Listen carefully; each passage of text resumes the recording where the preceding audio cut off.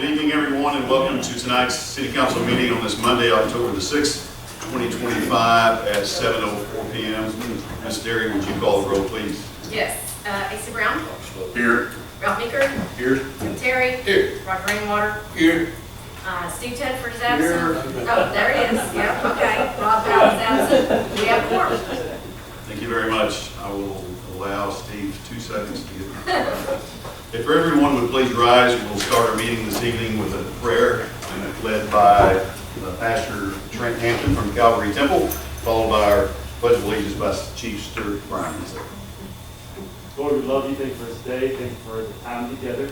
Lord, thank you for these wonderful city leaders that we have, even our mayor, God. We thank you for the concerned citizens that do express their opinions and bring complaints and concerns and feedback to help improve our city, God. We ask that you would give unity for every decision that's made, that you would give discernment for the right decisions, give wisdom. God, we thank you for continued blessings that you poured out upon Greenwood, and ask that you would continue to let us have well-planned growth, let us have prosperity, continue to win championships, and continue to be a light for people all around, God. Ask that you would let us lead people to you, that we would be a light for you. We give you praise. In Jesus' name, amen. Amen. Amen. Allegiance to the flag of the United States of America and to the republic for which it stands, one nation, under God, indivisible, with liberty and justice for all. Thank you. You may be seated. Thank you, Reverend, for that extra attention. I'll take all I can get. It was an extra 4 minutes getting you. Yeah, thank you. Okay. We have a bid opening scheduled. They're on here. So Those folks aren't here. We'll move on. we Okay. Approval of minutes. I would ask the council to consider the minutes of the September 8th regular city council meeting and ask for approval on that. Make a motion to approve them as written. Second. We have a motion and a second to approve. Yes. Okay. Ms. Brown. Yes. Mr. Meeker. Yes. Mr. Terry. Yes. Mr. Rainwater. Yes. Mr. Tedford. Thank you. Recognitions and acknowledgements. Mr. Terry, we discussed this morning about things that were happening in sports, and I know I always rely on you. Anybody done wonders this week other than another victory, slight victory over Russellville? Football keeps winning, that's like 30 in a row or something. Yep. Okay. Yeah, 30. No, 31. 31. I don't even know our record. Oh, We're 5-0. We're doing good. 31. Yeah. okay. I do want to acknowledge the event and do your prayer, sir. The event that took place at the field on Wednesday night. I didn't attend. I meant to, and I just didn't get around to getting up there. But First Baptist was involved, as your church and many, many other churches, I think, in the area were involved, and they got youth to the field up there, and our pastor, who likes to say, ministerially speaking, they thought there was around 1,200 students and around 2,000 people total, and volunteers and pastors and people counseling and that sort of thing. So what a great event. Wonderful things I heard, and so hopefully that'll be continued. And what a way to draw the community together. And what a thing to happen on the field. That, yeah, we talked about our championships a lot, but for that field to be used for this was amazing, in my opinion. So Amen. kudos to all those that organized and helped with that. Committee reports. I believe we got most of them, if not all. We don't have water wastewater. Okay. I don't think we got anything parks. Well, I thought we did late. Okay. Well, again, if you don't have anything or if you have questions, Casey's here for later, but I don't see the water wastewater. They had a conference, or Tanya had a conference, so she's out of town. But anyway, if you don't have answers to your questions as far as reports, as always, let me know, let Danielle know, and we'll get you what you need from the department heads. Committee report, that's where I'm at. Sorry. Citizen forum. Jeff, do you mind? Oh, sorry, I failed. That's okay. You may need to get off my schedule because you were late. Wow. All right. He was actually late twice. Anybody on there, Jeff? No? Okay. You don't have to walk that far then. Oh. My mic's on now. Can you hear me? You probably hear me anyway. Thank you, Jeff, for getting that. No one has signed up tonight on the citizen forum. If you didn't know about it, I explained, they're good. you know they're good? Okay. Thank you for being here. We have two new folks here tonight. One, names are horrible. Shelley Carter Kern. Shelley, okay, and My name's Bruce Sloan. okay, they live next door to my sister, so I apologize as much as I could to them. They've been up there on the hill for a long time, but welcome tonight. Thank you. Hope you enjoy the show. Anybody? No. Okay, so we'll get right into the financial report. Mr. Marsh. Eager everybody is to hear this. Yeah. For that price. Okay, first I want to show you where we are as far as the tax revenues from September 2025. I added this column that says same period change, percentage change, which means September over previous year September. We had a decrease of 3.10% in the city sales and use tax, which clued me in, based on what I was telling you at the last meeting, that there might be some rebate impact, rebate and audit impact. I'll share that with you in a minute, but that is what drove that down. As far as the county sales tax is concerned, we had a 7.04% increase, same period, September over September. And that brought our cumulative growth deficit down to just under 1%, 0.87. And then our advertising and promotion, they had a same period change of 4.21%, and it brings our tax revenues to down for the cumulative collection to 7.4, which is 11.4. I think that's actually wrong. I think that number should be a little lower than that. I don't think I've updated that. I can pull the real numbers. You'll see it in a minute. I have the actual slides. As far, let me find it backs up. So this is the trend from January through May, June, July, August, and September. And you see the trend is still going in a positive manner, even though we were down 3.81% month over the same period. We 3.81 is the 3.10 is what we were down up here. Over the same period, we're down 3.81, which is still trending in a positive way. Now the question is whether we would actually, it's going backwards, so every time I do, I think I'll do the keys. So now that I'm looking at probabilities, the actual cash basis average of collections for this year so far is $295,000 per month. That's what normally we bring in this year in city sales and use tax. The probability for us to achieve the budget is less than 1%, probably not achievable. In order for us to achieve this 3.8 million, where last year we had 3.75, that was basically saying there's a 3% growth. We would have to average 400,000 in the next 3 months each month. And we're averaging 295, and this is what we have remaining in the 3 months for 2024. That's all we averaged each of the 3 months of last year. So highly unlikely that we'll even make budget. As far as breaking even with a zero growth, highly unlikely too, because we would need to average 362,000 in order to do that. And in order to do that, you'd have to have a significant change in the amounts per month, because we're averaging 295. So I'm telling you, we're growing lower than we did in any of the previous years. And again, the biggest reason for that is the rebate. So I wanted to show you where we stood compared to everyone else as far as city sales and use tax is concerned, realizing that you stand alone. Okay. Greenwood is Greenwood, but we don't influence Fort Smith, and to some degree they do influence our county sales tax. They had a banner month compared to their previous months that we've seen. So they were up 6.41% in September of 25 versus September of 24. Keep that in mind, because that's going to influence positively the amount that was distributed in county sales tax to us. That's one of the reasons why we were up 7.04 over the previous year. It's because of Fort Smith. Yeah, to some extent Barling as well. They were up 20. Bonanza's 40% growth was minimal as far as what impact it had.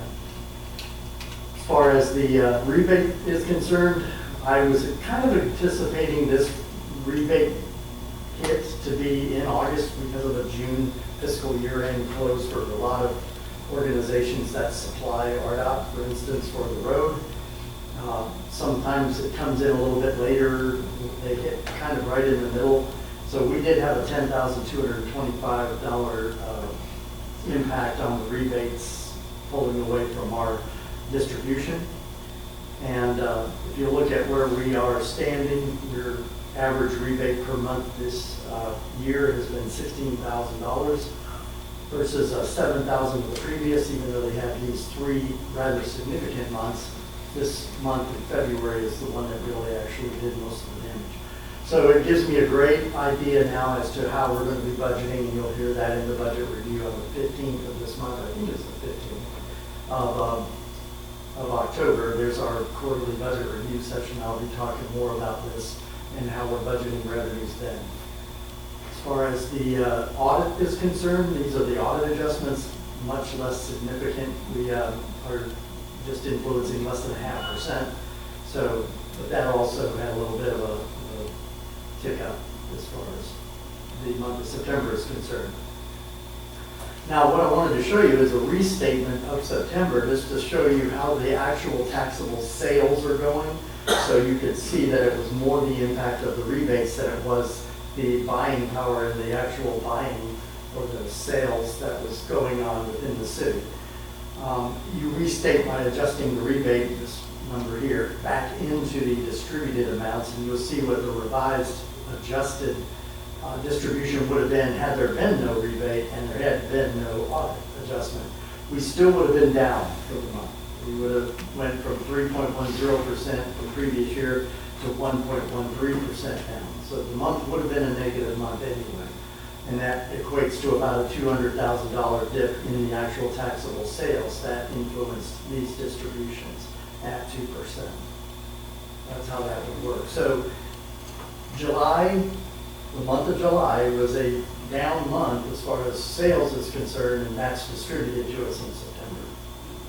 So that's why you'll hear me refer to July and September is because that's when the actual sales occurred. And this would be two periods here. This was Greenwood 2% tax from the distribution cumulative of last month, and this would be the current. So we went from a 0.61%, just told you that we were negative for July distribution in September. So it's actually risen to 0.84% due to that downturn from July. And you'll notice that our decrease in our taxable sales for the year has been $1.3 million. So there's a little bit of an impact going on right now economically with the sales volume within the city, because that's what generates this, as well as online retail purchases. All right. As far as the county sales tax is concerned, like I told you, we had a 7.04% pickup, and most of that was due to some of the influences because we share alike from everybody else's gains in the distribution. I don't show the distributions here, but it's not working. I'll just do that. There we go. I wanted to show you whether we're going to achieve this 0% growth, which we planned to achieve still this $2.611 million this year. Well, in order to do a zero budget growth, we would have to achieve needed $218,000 per month. Well, current average is $217,000. There's a probability that we'll do it, and if we keep going with the way the other cities are generating their sales, it could put us over the actual 2.61 million in actual taxable sales or actual distributions rather. So a little bit of a less of an impact to us. We're kind of hitting on all cylinders on the county now, as far as where we anticipated them to be. As far as the combined is concerned, you see the trend is positive. Our combined county and city tax is dropping. We're at negative 2.59 when you bring both the county and the city together. And we're on our way to hopefully getting as close to this 6.3 million collectively as possible. As you know, city sales and use tax affects four entities, one being the road traffic relief project, and the other three being fire, street, and parks. Whereas the county affects multiple departments as their operating expenses generated off of that county sales tax revenues. As far as the advertising and promotion is concerned, that's what I wanted to show you. They actually had a 24.12% increase over September of the previous. During these two, they had significant pickup in their amount of money that was actually remitted to the city. It does still leave us negative at 5.73% over the previous year's collected through this time, cumulative amounts collected. If you add to that the 4%, we're slightly less than 10% for the year for advertising and promotion. I wanted to focus in on this area. That's where the trend lines stop, but it is a positive trend for the year. For this year, it is so far, significantly influenced by the last 2 months. And you'll see that the Septembers, all these are September months for each of the years from 2018 to 25. We're still below our highest peak, which was in 2023. And we're also reeling from that 24's collection amount of 14,000 from the 17 of the 2022 and or 2021. So even though there's a positive trend line over these years, we're still down from our 2 year ago high. As far as the A&P data is concerned collectively, there's that $10,000 reduction from the previous year's sales targets or collections for us from the tax. And then this is the 5-year trend line.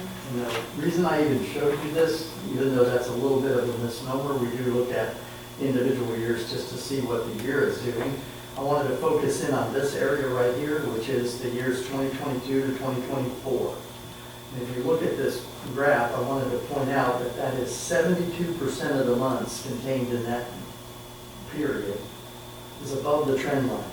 So it's pulling the trend line upwards. So those were the years that we were enjoying some positive growth in our, and you could literally say we were gaining in those years. But I want to also point out now this section, which is the last 13 months. In the last 13 months from September to September, it's 76.9% below the trend line. So that's pulling you down. It's pulling you down rather significantly. So that's a different way of looking at it, and that's what generates these two graphs. This first one is the positive trend from 21 to 23, and then when you start at 24 and you look at what 24 and 25 is doing, you're looking at the negative trend line. So while you saw the 5-year growth going up, that's because you were enjoying significant growth early on, but that's not been the trend over the last 2 years so far. So I wanted to talk about whether we were going to hit our budget for A&P, and they'll hear this tomorrow because they're going to see these same graphs. Remaining 3-month average 2024 collections for the next October's collections that we get in for September. October's, November, and December's, we've been averaging 19,720. That's from 24. Last 3 months, the average was 19 per month. Right now, our current 9-month average through September is 17,664. You saw that in the previous graph. The average collection needed to make a 4% growth, which would be this number here in total for the year, we would have to average each month 25,978. Highly unlikely. In order to break even, that's just to reflect the growth for that number. But to break even or to achieve what we achieved last year, the same dollar amount, we'd have to average 22,941. Again, that's the average we've obtained over last year, which was a fairly decent year. And this is what we're currently averaging. So it's highly unlikely. Now I want to talk about cash flow for the city. 2025, we've made some significant progress in spending our money. That's progress. That just means that some projects are being done and started, which is a good thing. That's what's been in their budgets. So we had $17 million to start the year. We decreased this cash flow during the month of September 1.6 million. We have a net decrease in cash for the whole year of 2.8 million. So our cash that we had at the end of the 9-month period is 14 million one, and that's a 16.97% reduction in your actual cash funds. And you can look at that negatively, but it's more of a positive because that money had been committed. A lot of that money was committed to projects that are now starting to get brought to fruition and completion. And then you look at the capital expense, this will give you a better picture of it. The year-to-date for the city as a whole, we're at about 5 million now on a $15.8 million budget for this year. That's 31%. We're getting higher and closer to the highest percentage of completion of capital that we've ever had since I've been here. The water sewer amounts to 24.31% of this budget and year-to-date spend. 2.6 is water sewer, and 10.8 is the amount of that 15 million that's all water sewer related. So they're 24.31% on their budget side. And the rest, or the remainder, which is the rest of the city, mostly street, parks, and various other fire police, 2.297 has been spent on a budget of 5 million. So that's 45.91% for the city, excluding water sewer. Well, that makes sense. And that's all we need to know, except the meeting we're having for the budget review is the 15th, scheduled for the 15th. That's what it's on the calendar. If there's some issue with it, I think Charles can pick it another day. That's what they have in the schedule. That's what's on the So schedule. we assume that the construction workers, because of the slow economy, are bringing more of their lunches and stuff to the job site instead of, so when I first moved here in '98 with all the housing construction, there was lots of construction workers, at lunchtime, you're having to, it seemed like they were just, all out there and stuff, I just think, well, I know it's our citizens, or maybe speaking less, but you just think that was going to be kind of a benefit of the big construction project, is all those workers eating, but. Well, even with the rebate added back in, take the rebate out of it, the spend, the actual taxable sales spend is down 1.3 million for the year. Okay, thank you, Mr. Marsh. I love a red letter Bible, but I just as do not see that much red on our financial report, right, Pastor? Amen. Amen. But I heard a little glimmer of hope in there. Ever someone, whether you meant to do it or not? We appreciate the truth. We appreciate what you give us. And we're working. We had I think a pretty good meeting this morning, department heads talking about their budgets. And I think a couple ran in and gave you their budgets late this afternoon. Yes, I have budgets, preliminary budgets in for fire, planning, parks, police, and animal services. And that's preliminary, that's not ready to present to you guys yet. Because the mayor and I have to meet with the department heads and go over their budgets to tweak them a little bit. And then the street department has theirs ready. They're waiting on they were hoping to get the bid opening today because that's a critical number for their budget. And then water sewers budget, they're pretty close to being done, but it has to go to their commission first. And then general and admin is always the last one because they have to wait and see the impact from other departments, but they do have it. So we're kind of ahead of the Already program. working on it. I understand fire, planning, parks, and which one had theirs already? Fire, planning, parks, police, and animal services all are in. Thanks, sir. Any other questions or comments for Tom? If not, we will move on. And the agenda additions is next. We did not have any this morning, but do we? I've got one Okay. suggestion, Mayor. Yes, sir. If we could switch numbers 3 and number 4. Okay. Swap them. Yeah, do number 4 first and then tackle number Okay. 3. Council okay with that? Okay. Okay. Council have any agenda additions? Nope. I just want to, follow up on the underpass, whatever, the trails. That's, the tunnel. Yeah. I have great news. I was gonna wait, but I'm ready to give it to you. I was gonna do it at the very beginning. So after many deliberations with Mr. Jason Huey from RDOT and him working on the other end diligently, and I feel like he's really worked hard to get this done, we're back to less than $350,000. Really?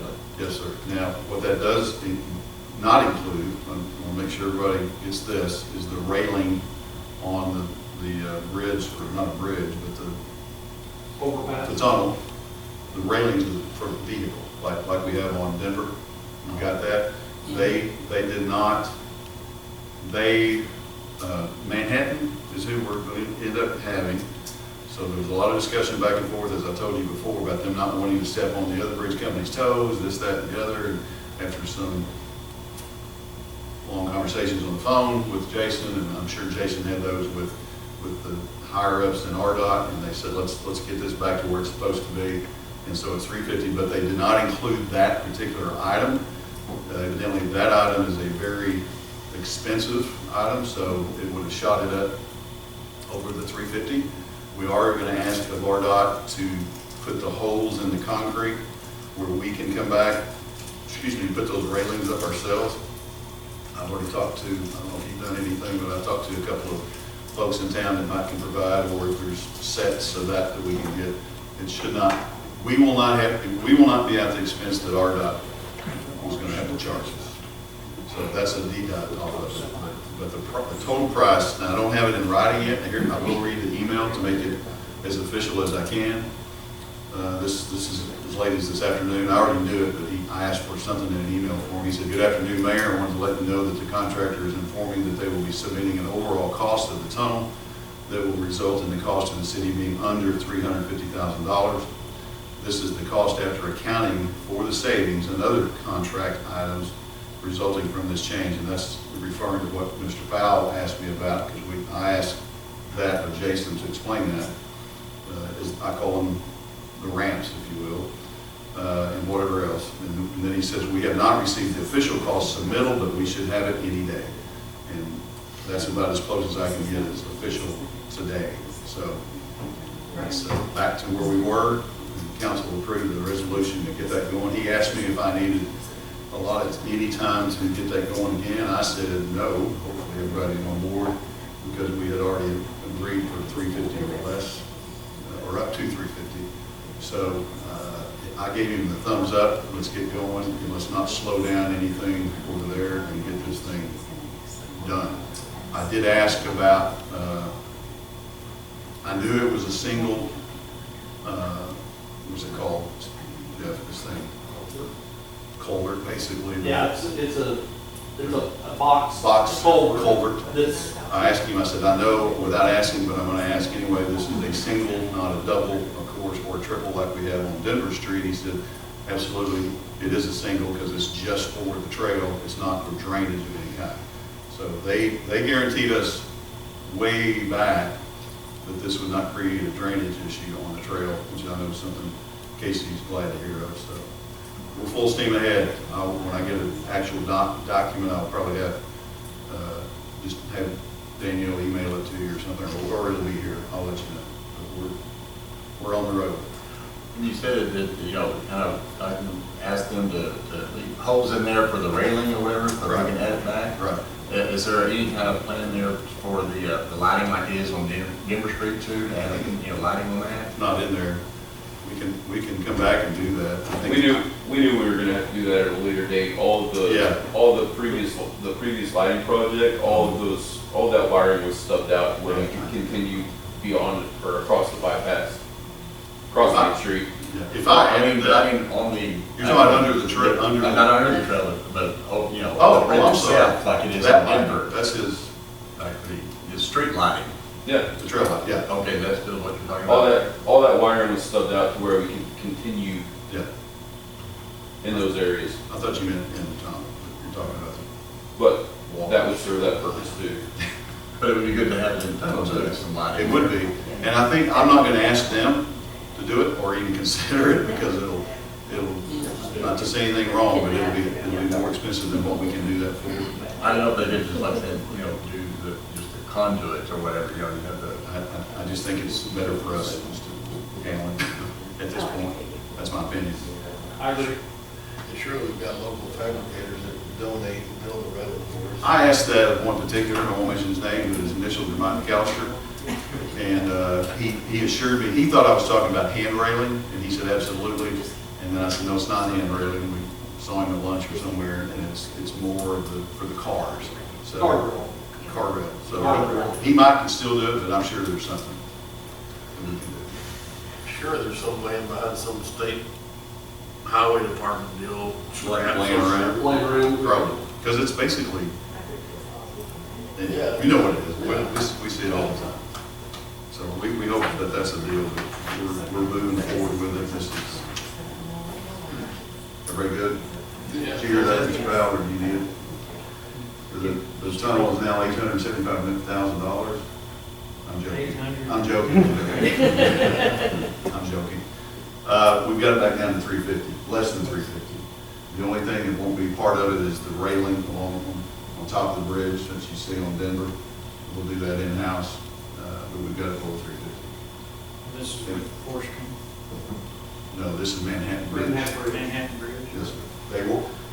Between myself talking to Jason and Jason talking to Manhattan and Manhattan talking to Mobley, they saw the light, if you will, and we're back to less than 350. That sounds awesome. Good, okay, I think nobody gets killed. very good. That's our plan. Still a chance. There's always a chance. Well, There's always a chance. When that meteor comes down, we all get killed. Okay. Yeah. That answered your question, Mr. Brown? Okay. Moving on, unfinished business. City Attorney, number 1 is curative ordinance for A&P tax. Go ahead. This has been on the agenda the last couple of months, if you guys will remember. All this is, it's an amendment to old ordinance 1039, and there's no change in the meat and potatoes of it. We're just curing the reference to our levy ordinance, which is 2215. The old ordinance referred to an old ordinance that was no longer in effect, so this is just housekeeping. we're not raising any taxes. No, sir. This is amending the previous ordinance passed providing for criminal penalties for failure to remit the tax. Like that. We're raising those penalties. No, sir. We didn't change anything except the reference to the levy ordinance. Okay.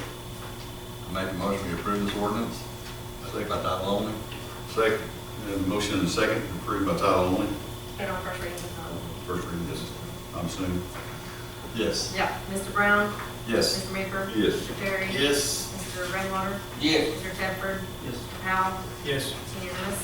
An ordinance curatively amending ordinance number 10-39, providing criminal penalties for failure to remit hotel and restaurant taxes, providing for the collection of said taxes pursuant to ordinance number 22-15 and state law for other purposes. Do we want to put it on 3 separate months readings? Trent? Sorry. Do we need it on 3 separate months readings? So it's first reading only, or? We put an emergency. That'd be up to the council. Okay. There is no emergency, there's none. Right. Not that I'm aware of. No. None. Dave was. Well, according to Hunter, his worry is, as it exists, the current ordinance that this refers to, 10-39, is not, Hunter, you want to come up and speak on this? in a good way. But we could just not really do emergency, but waive just the second, third. At least Well, I that- do have some questions. So we're in C3, we refer to it as hotel. Can hotel not be swapped out for lodging? C3? Because, in the A&P world, we're getting into this whole bed and breakfast, Airbnb type of world. And it's going to be resolved at some point. And that, where it says, refers to hotel, is there any reason it could just be lodging? That's up to you guys. Again, this was strictly just to clean up our municipal code. Sure. I didn't really go into the details of it. They've not changed from the previous version, but it's within your authority and purview to make that change if that's what you'd like. Well, I don't know. What's the current status on Airbnb stuff? No taxes or? There was several changes at this last legislative session. I don't know the specifics on them, but I know it was a hot topic. Yes. Or to keep up with the I'll change. say it this way, I don't want to change the verbiage and language at this time. Gotcha. Just, I'm fine with it. You say, that's good. Okay. But I know there's a lot of Airbnbs in this town, so I didn't know how if there was any taxes being pulled from this. Well, the levying ordinance, does have it in there now because that's the change to the council. And that, thank you, yeah, that was, you guys amended that or repealed and replaced that one in 2022. And so I think that may account for some of the, Yeah, this one's older than that. this one's older, 2010. this is just pertaining to the enforcement. It was still using kind of old language and whatever, as it existed. We didn't consider short-term rentals in 2010, really. No, I think, I mean, this is my opinion, but short-term rentals are such a item of discussion. I would probably have a standalone ordinance to address those themselves. Let them get it figured out before we change anything. Yeah. Plus, we wanted to be as gentle as possible with this because of the way current law is about going back to the voters for this type of tax. So, Hunter, you're wanting us to waive second, third reading. I would recommend it, yes. And you, To have a legal enforceable ordinance for our AMP tax, yes. and from your enforcement mind, you've read through this, I have, yes. and you didn't see any problems. No, it's based on Mr. Plummer's recommendations. We don't want to mess with these two ordinances, the 1039, previously 1039 and 2215, dealing with those taxes. We want to get in and touch those as little as possible, not put ourselves in a legal predicament. So, just waiving the second and third reading would shorten the time frame to make sure that if anything were to happen, it's as short as possible until we're completely legal, in my opinion. Waiving and then adopting, right? Yeah. Then that would give it 30 Yeah, days. no Okay. emergency clause, but just waive second, third reading. I make a motion we waive the second and third reading. I second. Time out. Did we already go on the first run through? And I read the title. Yep. Mr. Brown? Yes. Mr. Baker? Yes. Mr. Terry? Yes. Mr. Brownwater? Yes. Mr. Shepherd? Yes. Mr. Powell? Yes. Unanimous? So we need a motion to adopt. No. No, we just had one thing, one second, third reading. I thought we needed to adopt it and that would be the regular. I'm making the motion to adopt. Have a motion to adopt And a second. in a second? Mr. Brown? Yes. Mr. Baker? Yes. Mr. Terry? Yes. Mr. Rainwater? Yes. Mr. Tedford? Mr. Powell? Yes. Very good. Thank you, Hunter. Next is some more house cleaning to do, and the city clerk ordinance adopting 2026 millage rate. Well, this is, under first reading last month, and in order to get it filed with the city clerk, I would recommend that it be adopted, waive the third reading and then adopt it. Make a motion, we waive the third reading. Motion is second. Or put it on second reading, but title only, I'm sorry. Yeah. Okay, I'm in that motion to put it on for second reading. Second. Motion is second. Mr. Brown? Yes. Mr. Baker? Yes. Mr. Terry? Yes. Mr. Rainwater? Yes. Mr. Tedford? Mr. Powell? Yes. Unanimous. An ordinance assessing a 5 mil tax on real and personal property within the corporate limits of the city of Greenwood, Arkansas for the year 2026, declaring an emergency and for other purposes. Make a motion to waive the third reading. Second. Motion is second to waive third reading. Mr. Brown? Yes. Mr. Baker? Yes. Mr. Terry? Yes. Mr. Rainwater? Yes. Mr. Tedford? Yes. Mr. Powell? Yes. Unanimous. Motion to adopt the ordinance. Second. Motion is second to adopt. Mr. Brown? Yes. Mr. Baker? Yes. Mr. Terry? Yes. Mr. Rainwater? Yes. Mr. Tedford? Mr. Powell? Yes. Unanimous. Motion to enact emergency clause. Second. Motion and second to enact emergency clause. And did Ralph second? Yes. I believe, I'm sorry. Does I see? Yes. Okay, sorry. Sometimes y'all sound the same. Mr. Brown? Yes. Mr. Meeker? Yes. Mr. Terry? Yes. Mr. Rainwater? Yes. Mr. Tedford? Yes. Mr. Powell? Yes. It's unanimous. Thank you. Next item, we're going to skip to 4, in regards 3 and 4. So city attorney ordinance providing for the extension of the levy of the 3% sales tax, sales and use tax. Yeah, so this is, this would be the ordinance that would need to be passed in order to extend the 0.75% sales tax for an additional 10-year period. We're looking to get this done now, so I believe the objective is to get it on the March 3rd ballot. And I know Bob's been on the ground a lot. Bob, would you like to brief the council on this matter? So between the three of us, I think we've talked to everybody that's got anything to do with election anywhere in Arkansas to make sure we got the dates right. We've got to be 71 days ahead of the election that we have to notify the circuit clerk's office to put it on ballot. So that would be December 4th or 5th, somewhere in there. So we're plenty of time.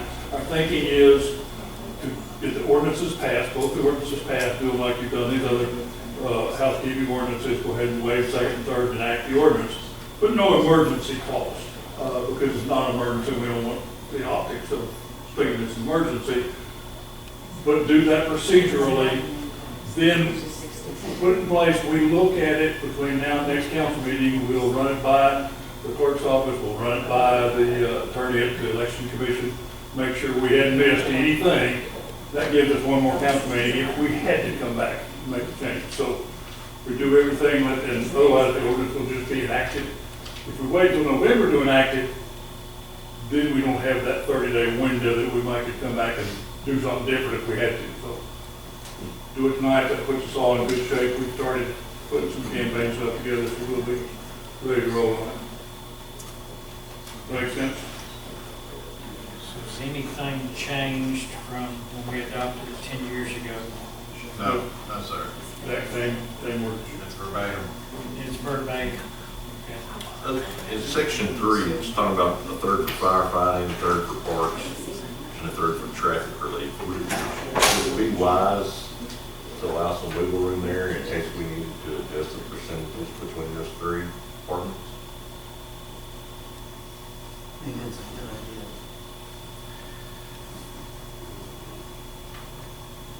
All I Do can you tell you have is to it's say been it? passing over these 3. Yeah. It passed twice with this Third.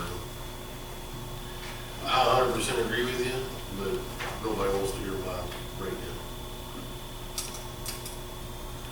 If you leave it this way, the people are voting and binding you to do it this way. And that has pluses or minuses, but it also takes a little relief off of you. Then you don't have to sit there and say, oh gee, I'm gonna have to make a call and change something. You've got that behind you to say, hey, this is the way it is. I was just wondering if we just listed it for those 3 purposes. There may be years where it's necessary that roads needs more 1 year, firefighting may need more 1 year. But it gives us the flexibility if we just listed those particular purposes and not necessarily put a percentage on what, but I understand. I mean, if it's, I do want to ask a question to that end. Whenever we need to get a bond, don't they need to know kind of exact for futures, for the revenue? You would be collateralizing against Yeah, so you would, guaranteed revenue, so if you Yeah. changed it on them, I don't know how that would play very well with the bond numbers. And I would say too, I don't disagree with you that some years it is obvious that different departments need it. But what you just said, then the departments, whether it's a good thing or not, they've gotten used to their allowance, if you will. And if you all of a sudden, and I know it'd be a good, I know the council could talk about it, not just flippantly do it, but I'm old school fashioned where I'm scared if we change anything with it, it's going to spook somebody. You open yourself up for a little bit of gunfire. If you leave it open, then people can say, well, you know, that my buddy's gonna get all of it, and my dog over here is not gonna get any of it. You leave yourself open politically for some shots there. Tom, do we have any current outstanding bond issues Not tied to these revenue. guarantees? Only, no, not on these, nothing on these. But revenue bonds that are tied to the taxes are collateralized by that tax. So,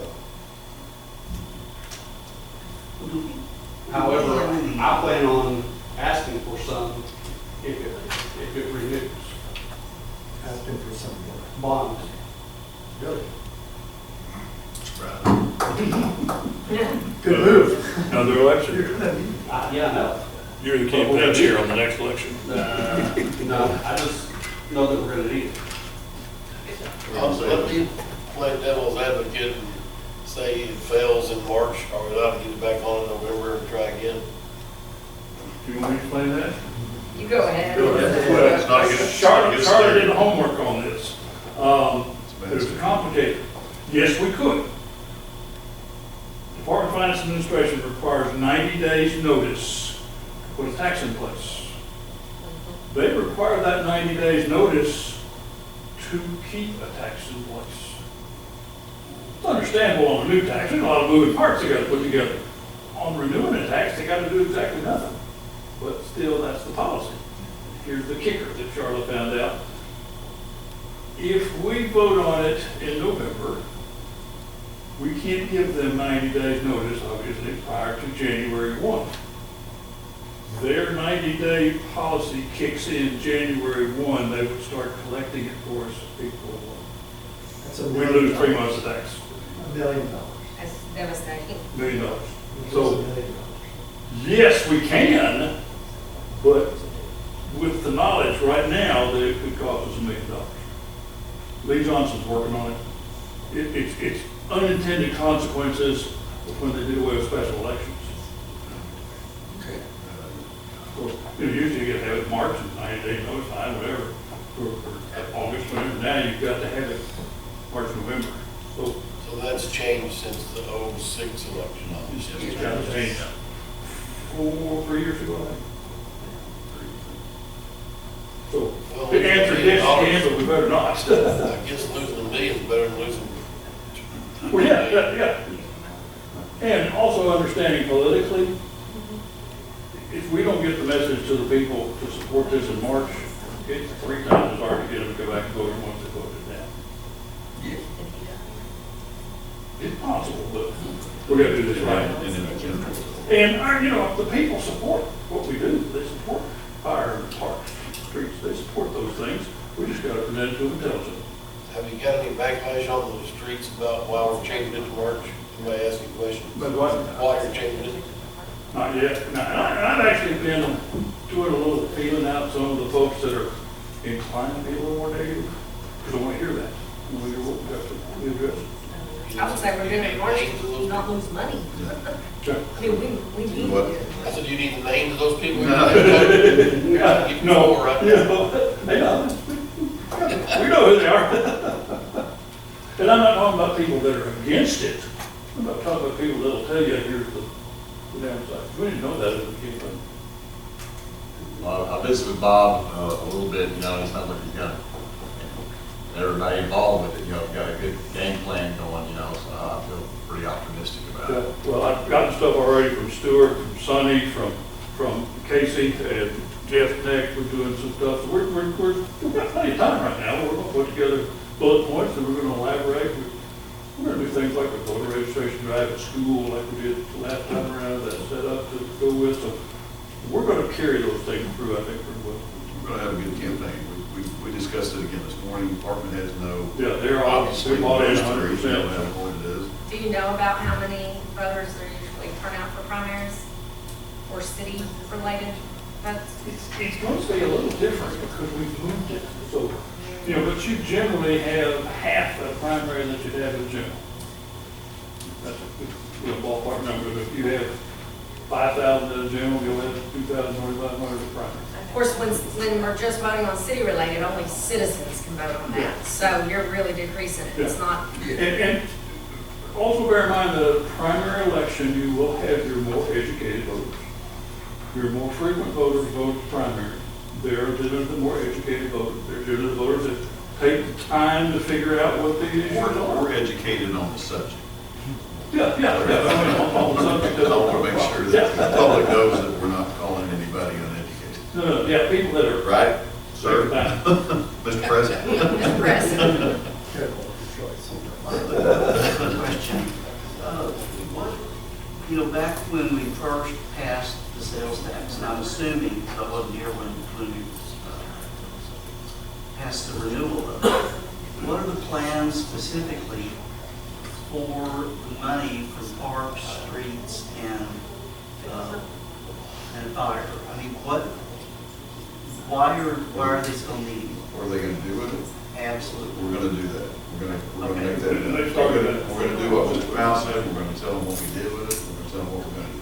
Okay, the second thing is the street, parks, and fire need to look at the assets that they created with the city sales and use tax and figure out what amount of that needs to go to maintenance. Because when you built the senior citizen center, I mean, not senior citizen, but the pavilion, yeah. There's a certain, we didn't get quite as much money as I remember correctly that we were planning. So there needs to be monies so that we don't spend all of that sales tax on something new when we have to use a portion of it to maintain something we already have. So those are my two things. I want to see a plan of what we plan on spending this for. And two, I want to know how much of what we've already built has any maintenance costs associated with that, because that becomes a part of this sales tax. We can't just spend it all on new stuff. We've got to spend part of it on maintaining. I think that's what I've seen, the preliminary things they started showing me, that's part of their plan. They've shown me some preliminary numbers already. It says in the ballot language that it's operating and maintaining fire department. It says for the parks, it says it will be for maintaining new and existing structures and facilities. So they're breaking it down the way the notes they're giving me. And that's what I'm saying. They need to figure out how much that is. Because, I mean, if it costs us $10,000 just for a nice round figure to maintain the pavilion over there, then of your 1/3, that's money you can't dedicate to a new project. It's got to maintain the old stuff as well. I think they're doing that. That's how it's recorded on our books. We have cost centers, city sales and use tax park, city sales and use tax park. Everything that they bring in, the revenue is only city sales and use tax, and then all of what they, maintenance and repairs, the materials, the supplies. Separate budget and everything. It's separate budgets, separate everything for them. So it'd be real easy for them to go and pull the numbers for it. Perfect. And if you could do just a chart or something that shows what we would look like even without it, how terrible that would look. Absolutely, that'd be great. Yeah. Thank you, Bob. And thank you for digging. I know you had to dig to even get dates. It was kind of amazing doing it. It took all three of us just to get that 70 days. That's hard, the Yeah. T-minus 70 and the T-minus 50. Yeah, That's hard that the state. Plus, we can do a 5-year trend. Okay, I make a motion that we approve this ordinance by title only for first reading. second. The motion is second. Did Ralph or Rod win that one? Second. Ralph or Rod? I said Ralph. Okay, I'll put Ralph. Heard you both at the same time. Yeah, Mr. Brown? Yes. Mr. Maker? Yes. Mr. Terry? Yes. Mr. Rainwater? Yes. Mr. Shepherd? Yes. Mr. Powell? Yes. Unanimous. An ordinance providing for the extension of the levying of 3/4% sales and use tax within the city of Greenwood, Arkansas for a period of 10 years and prescribing other matters pertaining thereto, declaring an emergency and I guess we don't need that part. No. Just far on the first reading. Oh, I'm sorry. So we need to waive it. Your I make a motion that we waive the second and third readings. Second. motion and second to waive second and third reading. Mr. Brown? Yes. Mr. Meeker? Yes. Mr. Tedford? Mr. Terry?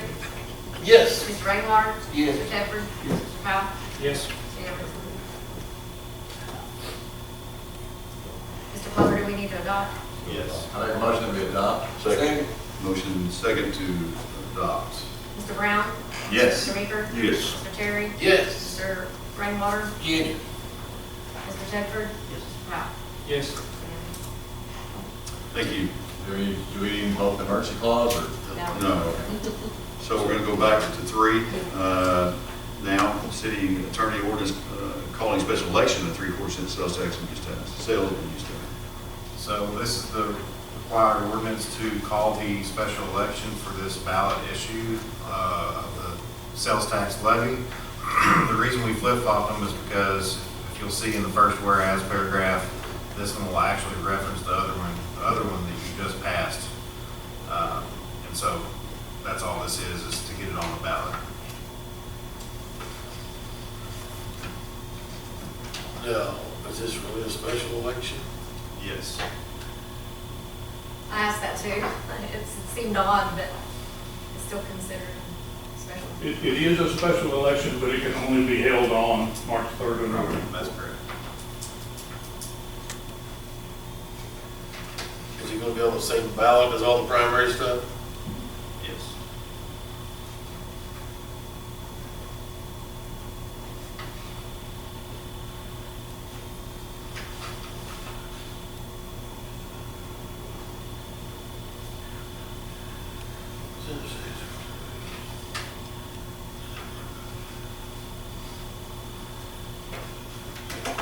Yeah, I make a motion that we put this ordinance on for the first reading by title only.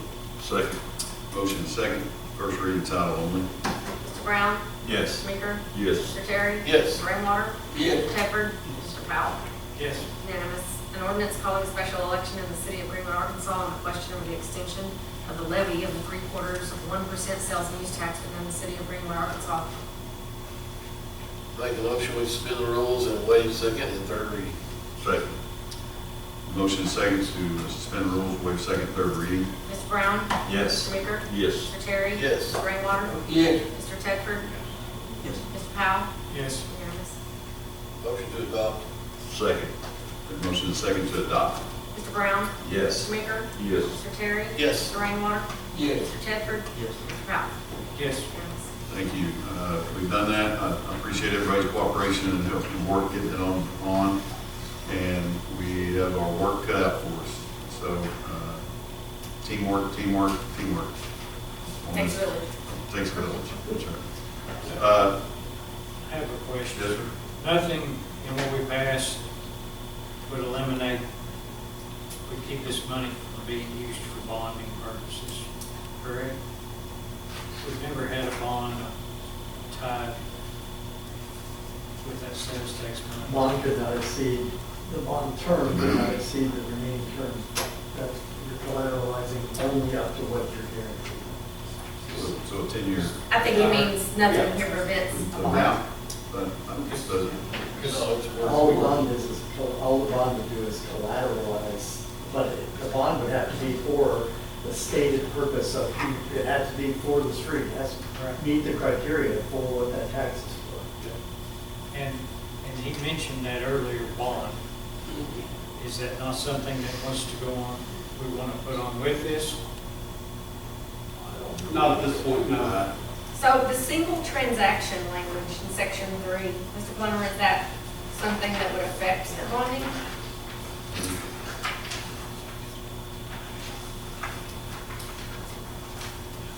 I believe what that's talking about is what type of transactions can we charge the tax on. Okay. I don't think there's any language restricting or permitting either way of a bond issue. I know the first time we passed it, we did not have section 7. We added section 7 when we went for the additional 10 years after the first, because we realized we couldn't use the money to pay interest. So that second, when you were here, Tim, we added that section 7 the next time you went and asked.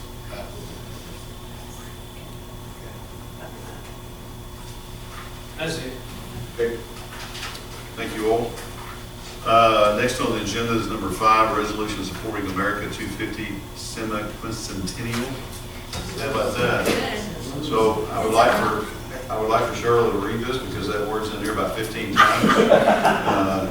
It is, I won't read it unless you want me to, and Charlotte doesn't have to unless she wants to, but it is what it says. It's a resolution of the City Council of the City of Greenwood, Arkansas, support of America 250 cities and nationwide initiative designed to engage municipalities in the semi-quincentennial celebrations, ensuring that local communities play an integral, I had trouble with a simple word, role in this once-in-a-lifetime event. As you all know, we're turning 250 next year, so we need to celebrate with the rest of the country and do our part and join in with whatever activities, not whatever, it kind of says that though. We will learn more. I'm sure AML will be really involved with this and trying to get everybody to celebrate in the best way they can.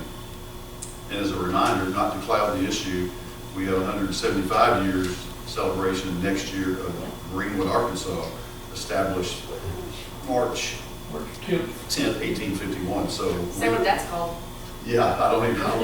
Yeah, I can't even tell you what that's called. It's weird. But we'll do that later, probably in March. We'll have a spring celebration for that. But this is important now, I think, so I would just ask council to Make a motion, we adopt the resolution. Second. have a motion and a second to adopt. Mr. Brown? Yes. Mr. Meeker? Yes. Mr. Terry? Yes. Mr. Rainwater? Yes. Mr. Tedford? Yes. Mr. Powell? Yes. Unanimous. Awesome, thank you. Number 6 is City Clerk Treasurer resolution to authorize destruction of outdated records. And that's not your LPs. Right? Yep. We, did this last month. There was a list, departments turned in. I suppose finance maybe wasn't done with their list or whatever. So this is just finance records here. They're listed in section 1. I'll make a motion, we adopt the resolution. Second. Motion and second to adopt the resolution. Mr. Brown? Yes. Mr. Meeker? Yes. Mr. Terry? Yes. Mr. Rainwater? Yes. Mr. Tedford? Yes. Mr. Powell? Yes. Unanimous. Unless I have miscalculated, that's all, everything on the agenda. Department reports and questions from council. Got a few here, and it's only 8:06. Mr. Mayor, Yes, sir. can you say QUAS? I did that earlier. Quadricentennial is Yeah. 175. Yeah, that. And then there's another one, her too, which is, sounds, yeah, someone, anyway. Yeah, so Dodran I thought maybe bicentennial. it had something to do with the case of, Sesquicentennial. Demi-semi-septicentennial. yeah, that. You look like you got something to say, Chief. Welcome to the show. Is this department? This is department reports and questions from council. Yeah. Just a notification to the council that we're going to, we spoke with Charlotte this morning, the suppression system at the station, we're going to be having the bid opening on October 28th at 10 a.m. And we had this discussion with the council. According to your request, has to be notified, so I'm letting you know. And we'll have a bid opening that morning at 10 a.m. And MHG is the one taking care of that. And hopefully everything will go smoothly. We're going to, our pre-bid meeting will be on Tuesday, October 21st with the contractors, and then, as I said, the opening will be on the 28th. So You'll be here. started advertising this week. In this room. Sure. And since our ordinance says in the presence of council, you all are invited to please come. Any questions, Chief? It is a budgeted item. Anything while he's up here? I was looking at your department report, and let's talk about bronze sprinkler system. Okay. I mean, when we're gonna install that? Bronze? That's what it says right here, plan review, bronze sprinkler system.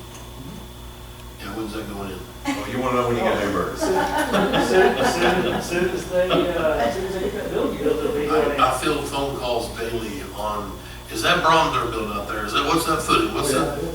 And I'm like, yeah, I'm pretty sure it is. When's it opening? Not to steal. I don't The steel won't have to library. Yeah, right. The building's gonna go up first, and then they're gonna put a sprinkler system. So I was told recently, Danielle, do you remember who told me this? I'm sorry. Someone in the know told me that they knew Library. they were shooting for December.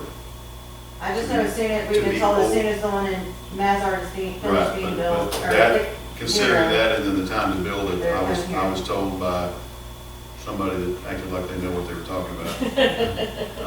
It was December, opening day.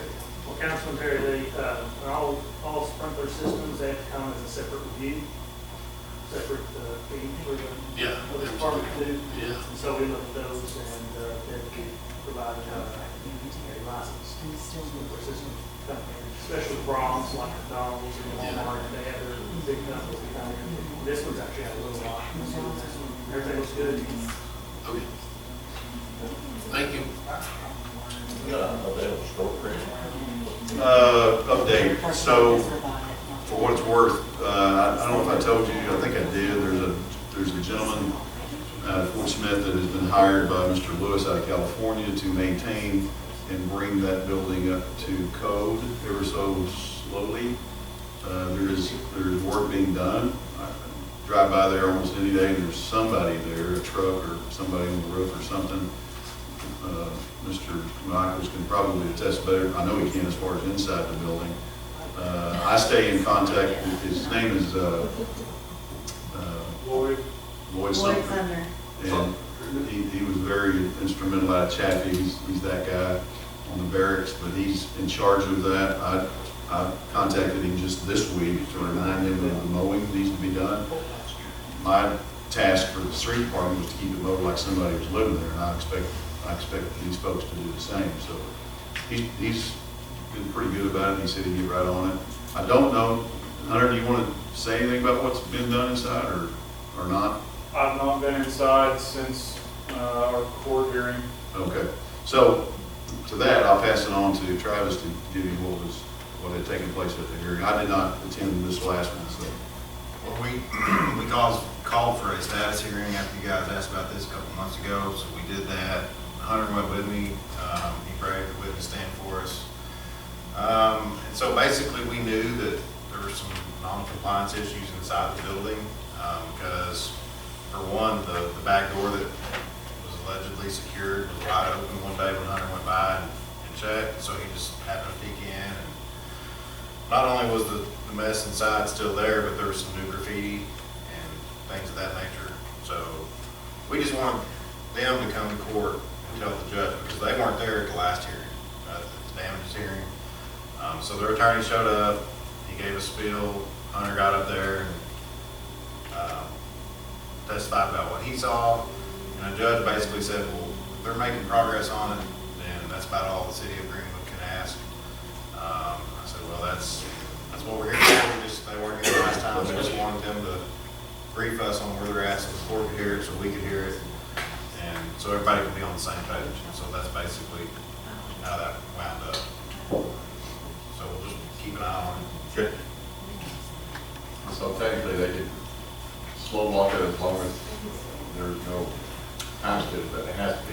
No bites on any kind of business. Not that I'm aware of. I mean, you know, we all know, I think everybody in the room knows that there've been at least 3, maybe 4 realtors that has been in charge of that facility, and it always comes back to the same. He either doesn't want to rent it, lease it for an amount of money that anybody can afford, or nobody wants to buy it because it's so in bad shape. So as far as I know, the city has not received, Sonny, you've not gotten anything late, have you? No, I had the realtor that made an offer on it, and he turned it down. Mr. Sumner says he tried, that's one of his things, he tries to put something in some of these buildings, whether he can or not. Boy, yeah. So I would like to think that's a glimmer of hope, because he did what he did at Chaffee. He's also the gentleman that redid the building here on the square. I don't even know what's in there now, but did a really nice job. He has a vision of that building. Whether he can talk the owner into it, Mr. Lewis in California, to take part in that vision remains to be seen, but. My daughter discussed a restaurant with you, I guess. Yes, she did. And by the way, where are the green bean Yeah. bundles? I was promised green bean bundles tonight. I know. Sure, and I was for it, you know. Yeah, your daughter is quite vocal on it when it comes to restaurants. She's ready. Well, I mean, that thing's big enough for one of those rainforest cafe kind of deals. Absolutely. The old Casa Bonita, remember those? Looked like a town. So we're hopeful, but it's, I think what Mr. Baker said, or somebody said, it's just kind of thinking direct. To answer your question, AC, I think the judge pretty much made it clear that as long as they're in compliance with our ordinances, that's really all that we can enforce. And so, we wanted the judge to understand that we're just concerned about the health and safety of our citizens. We didn't want it to be unsecured or anything like that. But beyond that, we can't really control anything else. I wouldn't worry about the little building in front. So, yeah, thank you for asking. So that was one of our main issues, was the security of our water system. And the judge actually suggested from the bench, well, can you guys not just cut that line that feeds that house in your right of way? And I believe the testimony was that it's not in our right of way. The building actually sits on their property. And he said, well, what about in your right of way? Can you cut it there? And come to find out, we do have a demarcation valve of sorts that's already been installed from the last time that failure happened, I believe. The city did that at its expense, and I talked to Tim about it. He told me that it wasn't necessarily designed as a 100% shut-off valve, but it was essentially functioning like one. I don't know anything about water valves, but that's what he said. Would that be accurate? Yes, that's accurate. Because that's been there with food. Do what now? So that's what you didn't want with that certain foods. Right, and we got that in front of the judge, and he suggested that we do what we can in our right of way, which I think we've already done to about the fullest extent we can. Good. We didn't hear what we wanted to hear, what they're going to tear it down. No, and I'm not sure what there is that we can do about that. Right. Fire training.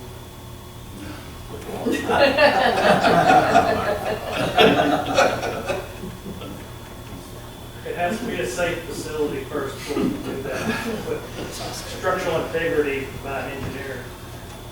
Okay, they're not for training, just. 35 maybe? Okay, moving on, before we get in trouble.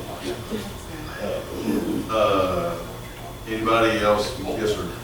I had one for Jeff. streets. Okay. Jeff, I don't know, I was gonna make sure you're aware of this. I had Paul Rush called me, who was complaining about the drainage in a ditch at the lower end of Grinnell, impacting his, you're aware of that?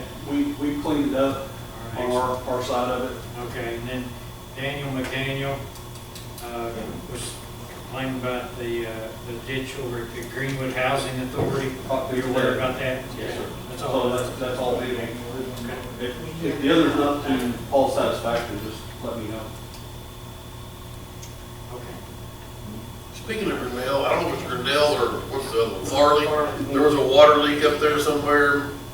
My local mailman made me aware of it, that drives through there, that there's water leaking by the, Down by the mailbox? yeah. Okay. I'll take about that. In case. The mailman sent me a picture, Okay. Just wanted to You better do hear. it. but anyway. The mailman you're married to? The letter carried. I still call her mailman, I ain't there yet. Yeah, I've got a video.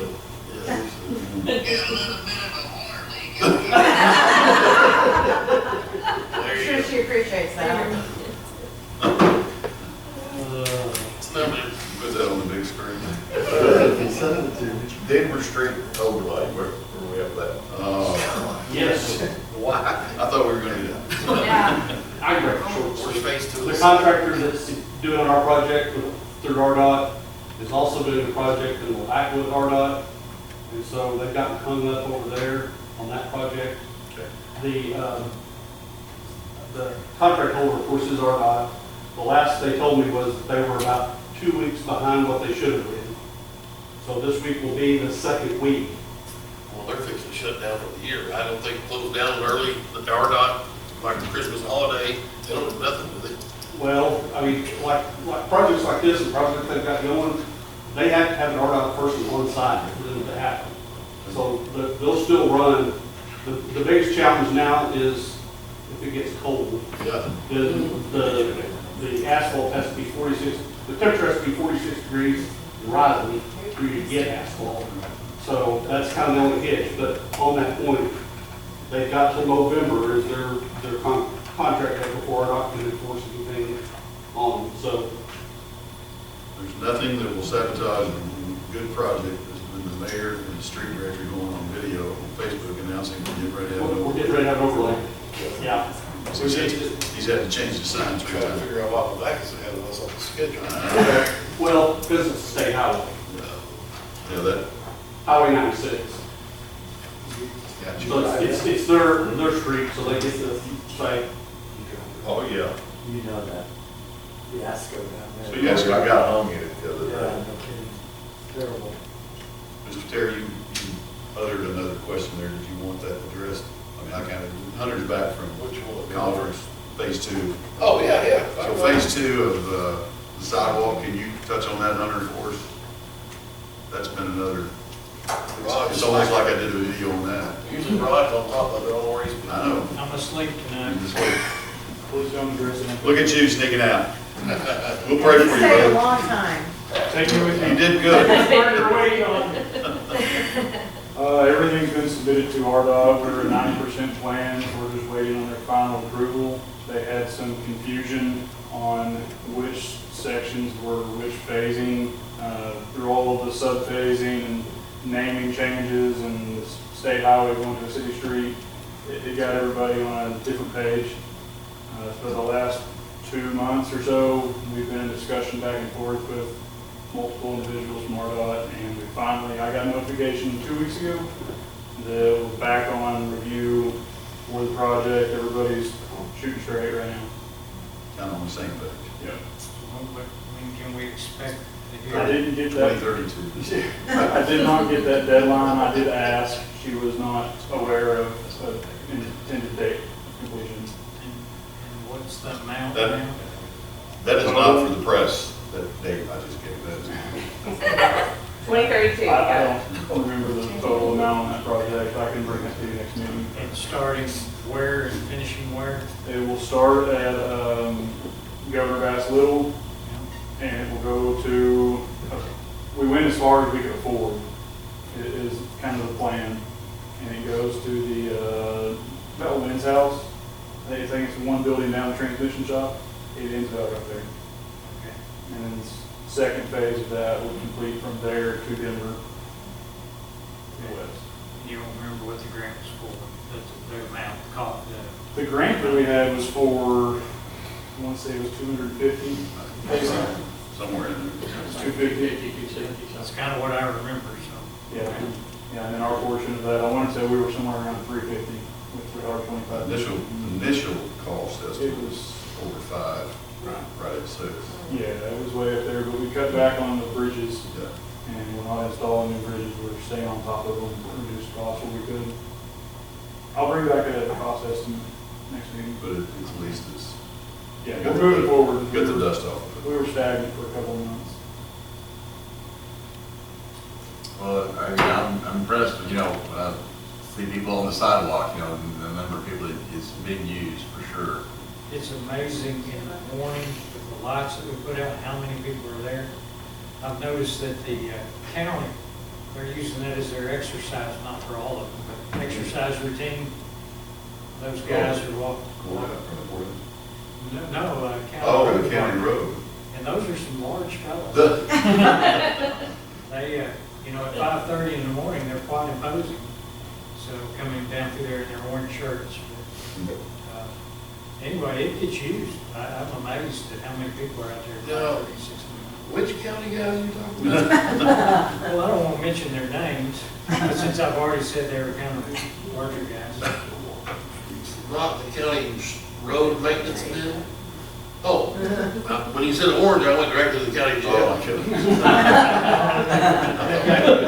One shirt's there. Not orange jumpsuit. What's that? Safety yellow. It's not my Some brush. brown- some Mike's brown probably brownies got there. that put up. Mike's a pretty good one. On the subject of sidewalks, I did want to mention, I did some research in Tom's office about the state turnback funds. They can be utilized for sidewalk. That was kind of an unknown whether or not we could use that for anything other than actual street overlay. They can be used for sidewalk infrastructure. I don't want to dig into Jeff's budget, but I would love to put 25% of his state turnback to a sidewalk fund. And I say think the rub 25%. comes in where you differentiate between trail and sidewalk, Right, right? yeah. That's the whole. Now, here's the only problem with any of that coming out of the streets is we, adopted a couple miles of road that we have zero way of overlaying or fixing a bridge at all. So any monies we can save at some point will have to go into a kitty to try to pave center at some point, but it's gonna need it here in a few years. Get a big snow or become big rains and it's gonna be a catastrophe. But I mean, that's just part of the deal. It is, yeah. And that He bridge was is off talking about Fiesta's not looking good. But 25% would give us about a mile a year. That was a pretty big number. 25%. Talking about what has been Our averaged. average state. Or what has And what has been overlaid, yeah. I mean, there's already a couple areas. Oh, it'll even better. Sure, I mean, that's gonna be all a lot of costs, or no 80-20. Yes, sir. I had one for Tom, Marsh. We're going into the 26 budget. The department heads started getting budgets to you, Oh, yeah. give them a deadline.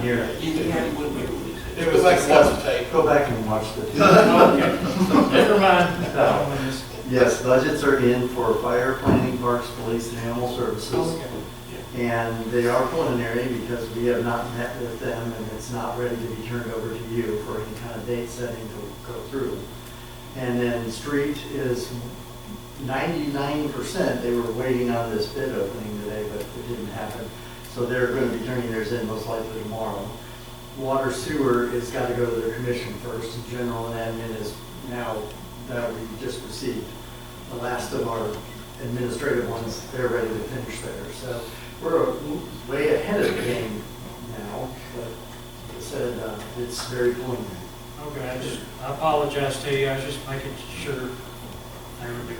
Oh, yeah. Hey, are you having any luck with the department heads on short-term, long-term planning, 5-10-year planning? Well, you heard a little bit of his tonight. Yeah, and basically my budget is laid out as my 5-year plan.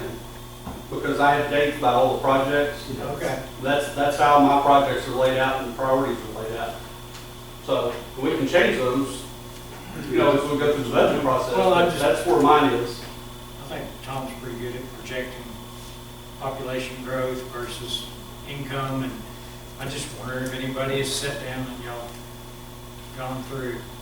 I wonder, I've submitted a 5-year budget at y'all's request, so I'm gonna take it up for myself. Whoever didn't in this room, that's on them, but. Didn't speak for you. So we have had some other ones. Chief, that- can you start with Parks those? has got their, I have a 5-year capital plan. Arts Yeah. does, police It's does, all been submitted. fire met with me today.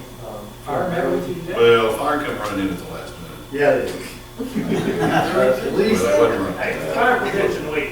Fire. Prevention year. So in case y'all wonder about that, fire, every year is Fire Prevention Week, right? Well, we immediately call it Fire Prevention Year because it seems like, which is good. It's a great thing. Chief does as a school, so. the problem with the 5-year budget, and the reason he brought up the bond is because the projects that he has planned far out,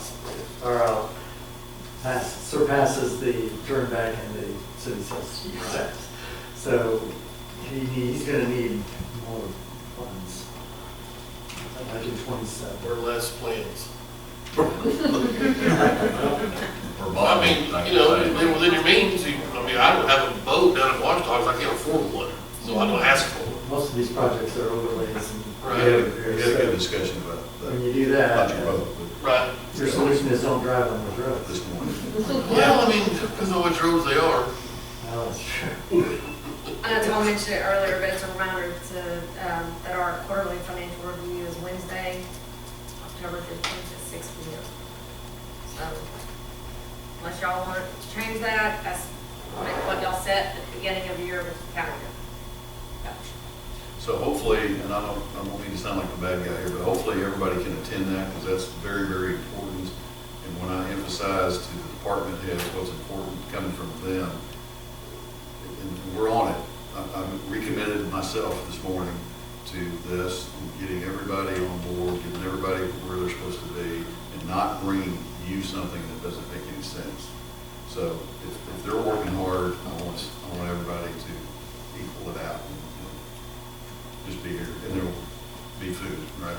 Preliminarily. I will be here. It's Charlotte's that's gonna right. have to do it, unfortunately. Sorry. Preliminarily, one of the biggest expenses is health insurance. And we just received word today from Danielle checking on it that we do not plan any increases for our rates. The president had something to do with it. That, I can claim that, nobody's gonna ask. So Danielle, what, Yep, I always think of our president.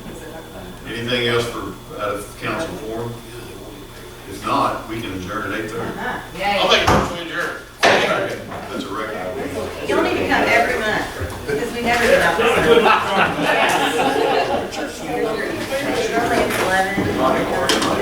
at 11. Chef Turner. How are you?